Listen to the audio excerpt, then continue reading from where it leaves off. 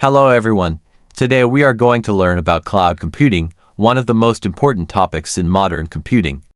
In simple words, cloud computing means using internet-based services instead of your own local computer. It provides hardware, software, storage, and computing power as a service over the internet. So, instead of storing files or running programs on your personal computer, use servers hosted on the cloud. Now let's look at the main characteristics of cloud computing. On-demand self-service. Users can get server time or storage space automatically whenever needed, no human help required. Resource pooling. One provider serves many users at once by sharing resources virtually as per their demand. Rapid elasticity. Resources can be scaled up or down instantly, it feels unlimited to the user. Broad network access.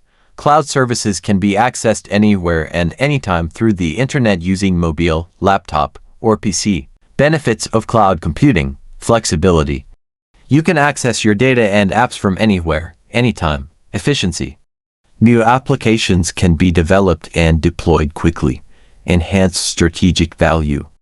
Organizations can use the latest technologies to stay competitive and innovative. Cost-effective.